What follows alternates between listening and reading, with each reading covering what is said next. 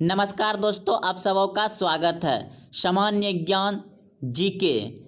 तो आज का विषय है भारतीय संविधान और राज्य व्यवस्था। यह पार्ट नंबर 2 है दोस्तों। पहले 40 तक प्रश्न हो चुका था, आज 41 नंबर से देखेंगे। यह सभी प्रश्न जो होगा दोस्तों सभी प्रतियोगिता परीक्षाओं के लिए महत्वपूर्ण होगा।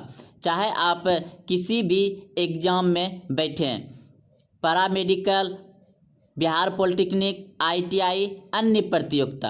तो चलते हैं प्रश्न की ओर। प्रश्न आप देख रहे हैं 41 नंबर। राष्ट्रपति द्वारा लोकसभा तथा राज्यसभा में मनोनीत किए जाने वाला सदस्यों की संख्या क्रमशः है। यानी कि दोस्तों आपको प्रश्न, इसमें 2 प्रश्न है। कह रहा है राष्ट्रपति द्वारा लोकसभा में कितने सदस्य को मनोनीत किए जाते हैं और राज्यसभा में कितने सदस्य मनोनीत किए जाते हैं। तो वह दोनों है दोस्तों। तो आपका हो जाएगा ऑप्शन नंबर बी बिल्कुल सही है। लोकसभा में जो है कि 2 सदस्य को मनोनीत करता है राष्ट्रपति, और राज्यसभा में 12 सदस्य को मनोनीत करता है राष्ट्रपति। तो प्रश्न को समझ गए होंगे दोस्तों। इस प्रश्न का उत्तर ऑप्शन बी बिल्कुल सही है। तो चलते हैं अगले प्रश्न की ओर। प्रश्न है आपका 42 नंबर। लोकसभा एवं राज्यसभा के 2 अधिवेशनों के बीच अधिकतम कितने समय का अंतर होना चाहिए।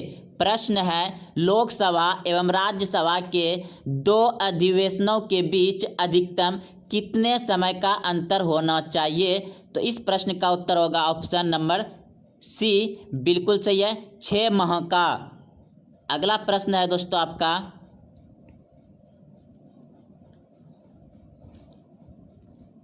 प्रश्न है 43 नंबर।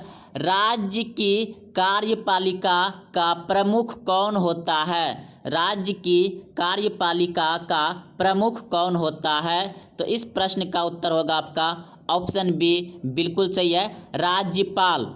राज्य की कार्यपालिका का प्रमुख कौन होता है, राज्यपाल। ऑप्शन बी सही है। तो चलते हैं अगले प्रश्न की ओर। प्रश्न है 44 नंबर। संविधान के अनुसार विधानसभा के सदस्यों की अधिकतम संख्या है। संविधान के अनुसार विधानसभा के सदस्यों की अधिकतम संख्या है 500। अधिकतम संख्या कितना है, 500। ऑप्शन ए सही है।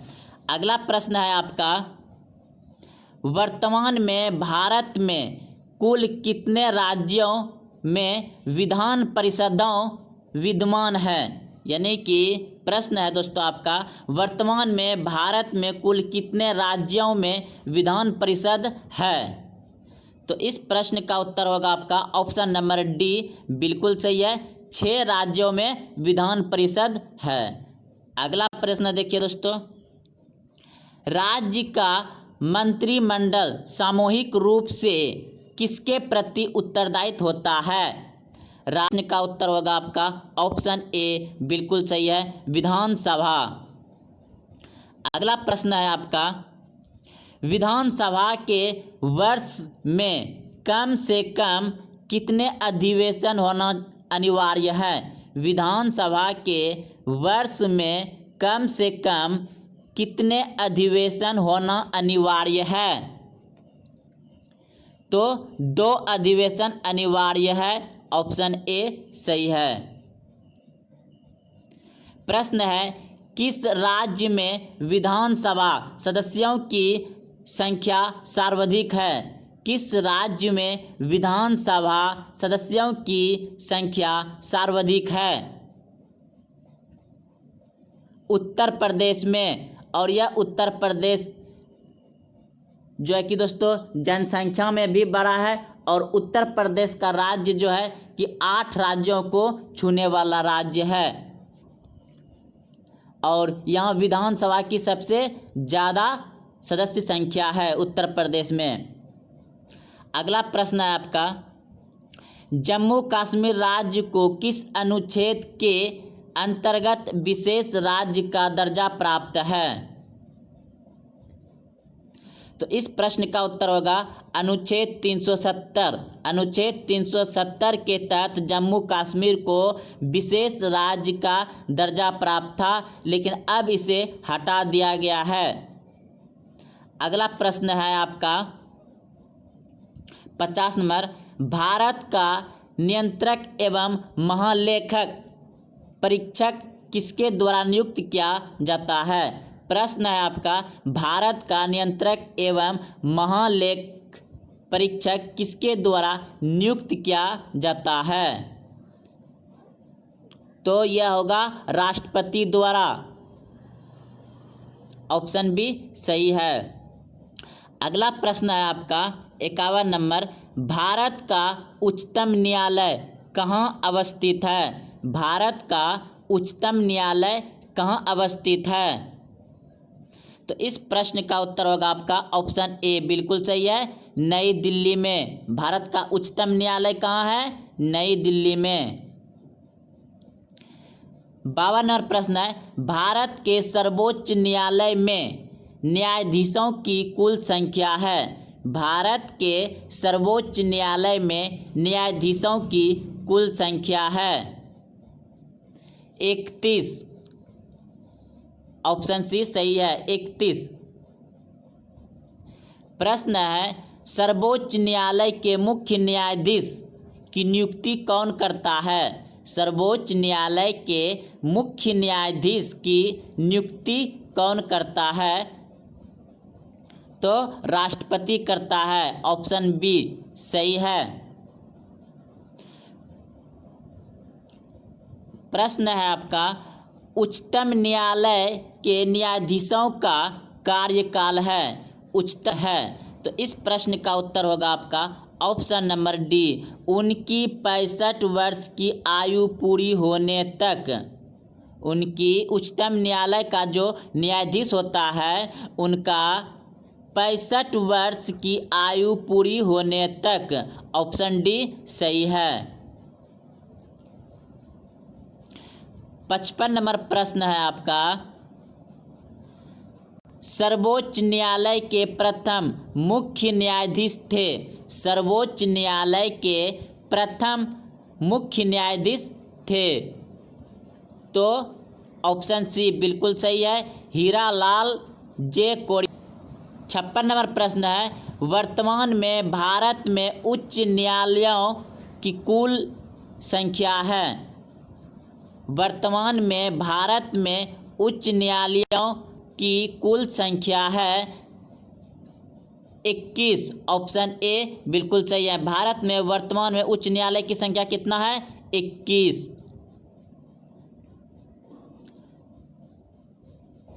प्रश्न है, उच्च न्यायालय के मुख्य न्यायाधीश की नियुक्ति कौन करता है?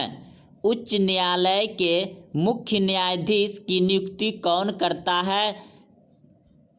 तो यह करता है राष्ट्रपति। ऑप्शन बी सही है, राष्ट्रपति करता है उच्च न्यायालय के मुख्य न्यायाधीश की नियुक्ति।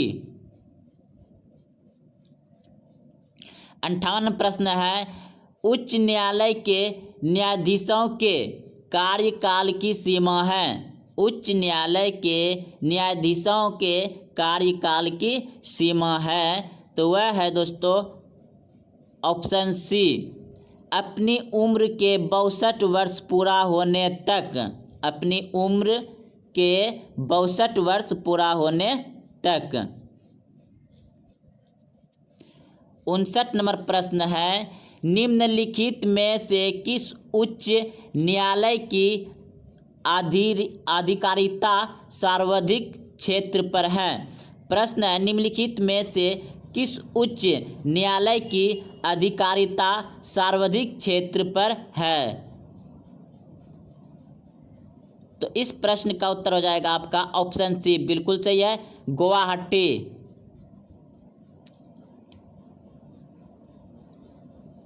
60 नंबर प्रश्न है, किस उच्च न्यायालय में सर्वाधिक संख्या में न्यायाधीश कार्यस्थ हैं? किस उच्च न्यायालय में सर्वाधिक संख्या में न्यायाधीश कार्यरत हैं? तो इस प्रश्न का उत्तर होगा आपका ऑप्शन बी बिल्कुल सही है, इलाहाबाद में उच्च न्यायालय, इलाहाबाद उच्च न्यायालय में सर्वाधिक संख्या में न्यायाधीश कार्यरत है, इलाहाबाद। 61 नंबर प्रश्न है, संविधान के किस अनुच्छेद के द्वारा राष्ट्रपति को सर्वोच्च न्यायालय से परामर्श मांगने का अधिकार प्राप्त है? तो इस प्रश्न का उत्तर होगा ऑप्शन सी, बिल्कुल सही है, अनुच्छेद 143। राष्ट्रपति को सर्वोच्च न्यायालय से परामर्श मांगने का अधिकार प्राप्त है अनुच्छेद 143 से। 62 नंबर प्रश्न है, निम्न में से किस केंद्र शासित प्रदेश का अपना उच्च न्यायालय है? निम्न में से किस केंद्र शासित प्रदेश का अपना उच्च न्यायालय है? तो ऑप्शन डी बिल्कुल सही है, उपयुक्त में से किसी का नहीं, उपयुक्त में से किसी का भी नहीं, दिल्ली का बल्ले अपना है। 63 नंबर प्रश्न है, राष्ट्रपति राष्ट्रीय आपातकाल की उद्घोषणा निम्न में से किन स्थितियों में कर सकता है? प्रश्न है, राष्ट्रपति राष्ट्रीय आपातकाल की उद्घोषणा निम्न में से किन स्थितियों में कर सकता है? तो इस प्रश्न का उत्तर हो जाएगा आपका यह सभी, ऑप्शन डी, ये सभी। युद्ध के समय, बाह्य आक्रमण के समय, शस्त्र विद्रोह के समय, इनमें सभी राष्ट्रपति आपातकाल की घोषणा कर सकते हैं। भारत में अब तक कितनी बार राष्ट्रीय आपातकाल की घोषणा की जा चुकी है? भारत में अब तक कितनी बार राष्ट्रीय आपदा की घोषणा की जा चुकी है? तो इस प्रश्न का उत्तर होगा ऑप्शन नंबर बी, बिल्कुल सही है, 3 बार। अगला प्रश्न है आपका, भारत में राष्ट्रपति किस अनुच्छेद के अंतर्गत देश में राष्ट्रीय आपदा की घोषणा करता है? प्रश्न है आपका, भारत में राष्ट्रपति किस अनुच्छेद के अंतर्गत देश में राष्ट्रीय आपदा की घोषणा करता है? तो इस प्रश्न का उत्तर होगा आपका ऑप्शन नंबर ए, बिल्कुल सही है, अनुच्छेद 352 के तहत भारत में राष्ट्रपति आपातकाल की घोषणा कर सकता है। 66 नंबर प्रश्न है, संविधान के किस अनुच्छेद के आधार पर राज्यों में संवैधानिक तंत्र की विफलता पर राष्ट्रपति शासन लगाया जा सकता है? तो संविधान के किस अनुच्छेद के आधार पर राष्ट्रपति शासन लगाया जा सकता है? तो इस प्रश्न का उत्तर होगा आपका ऑप्शन नंबर बी, सही है, अनुच्छेद 356 के तहत राष्ट्रपति शासन लगाया जा सकता है।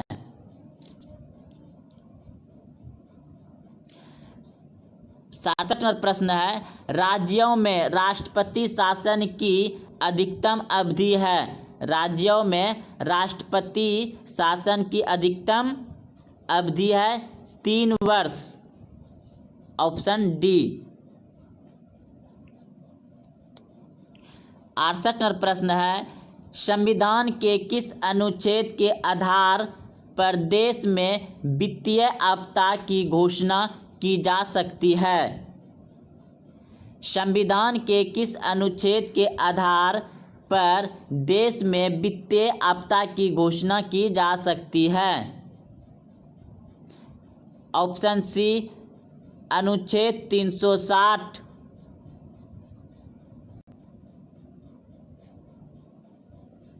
69 नंबर प्रश्न है, संसद द्वारा अनुमोदन के बाद किसी राज्य में राष्ट्रपति शासन एक बार में कितने समय तक के लिए लागू किया जा सकता है?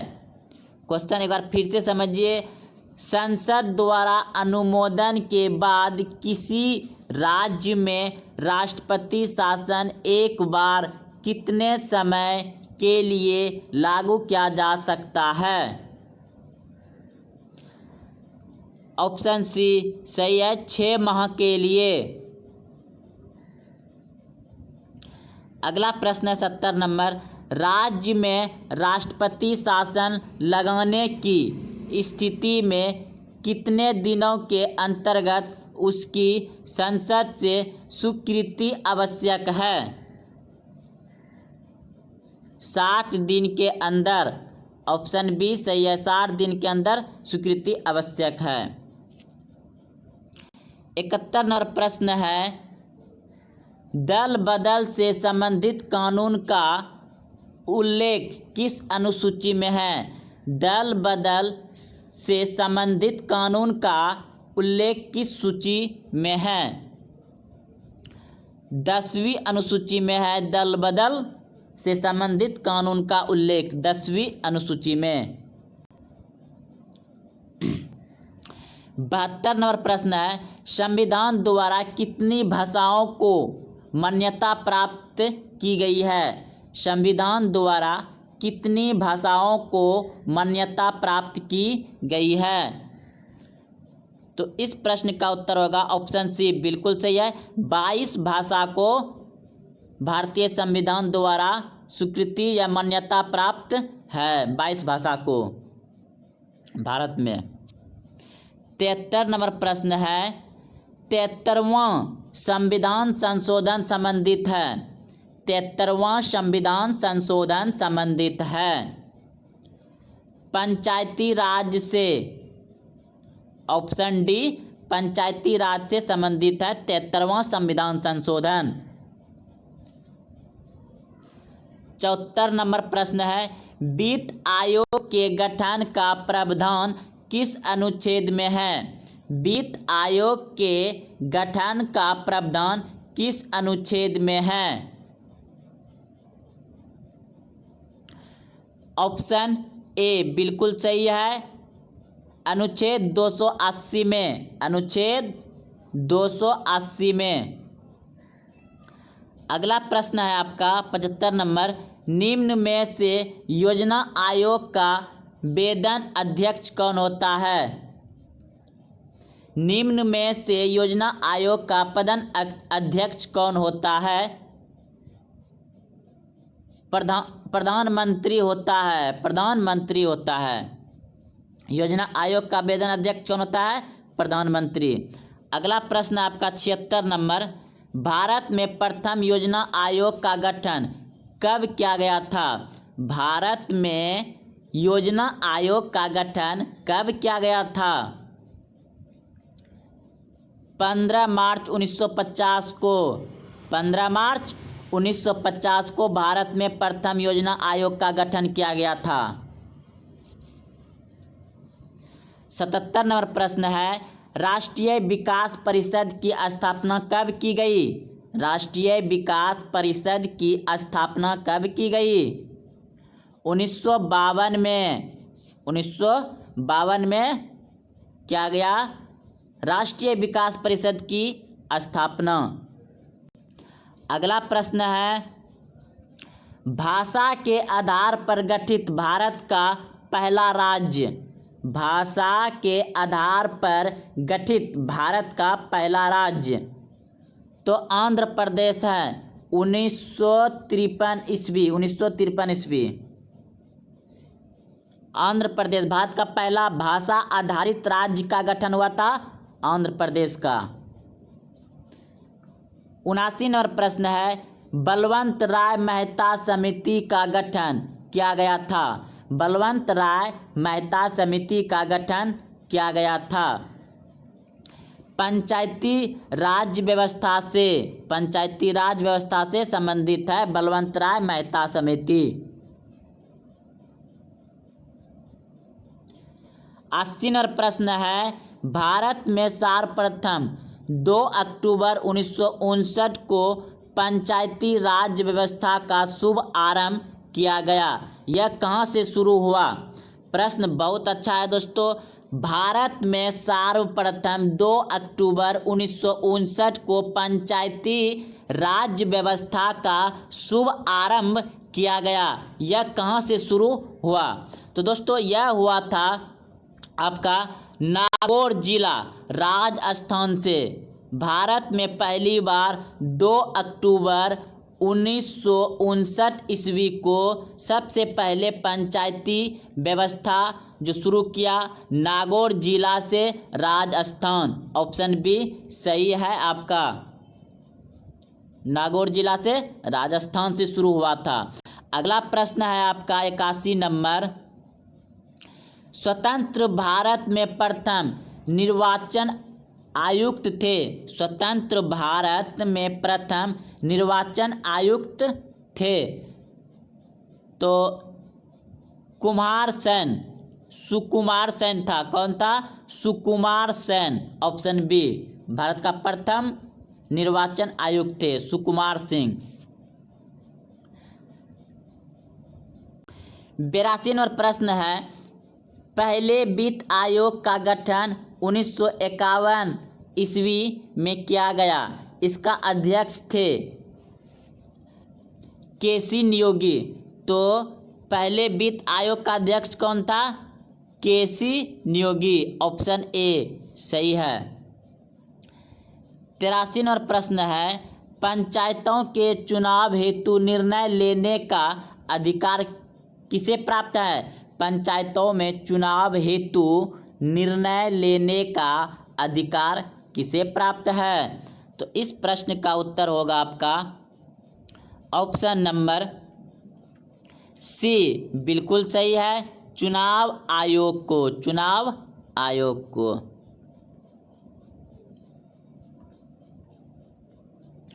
84 नंबर प्रश्न है, सरकैया आयोग का संबंध है केंद्रीय राज्य संबंध से। केंद्रीय राज्य संबंधों से।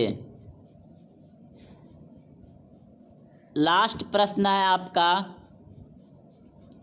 संसद द्वारा देश में सूचना पाने का अधिकार संबंधित विधेयक कब पारित किया गया?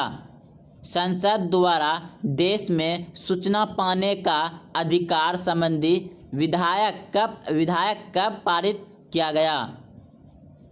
तो ऑप्शन सी बिल्कुल सही है, 2005 से। जून 2005 से सूचना आयोग का प्रारंभ किया गया है और सूचना अधिकार प्राप्त किया जाता है जून 2005 से। ऑप्शन सी बिल्कुल सही है।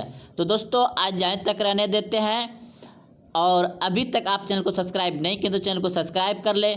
यहाँ पर आपको मैथ, जीके, जीएस और बिहार बोर्ड के सभी नोट्स समझाया गया बहुत अच्छे से, ताकि आपको देखते हुए वीडियो याद हो जाएगा।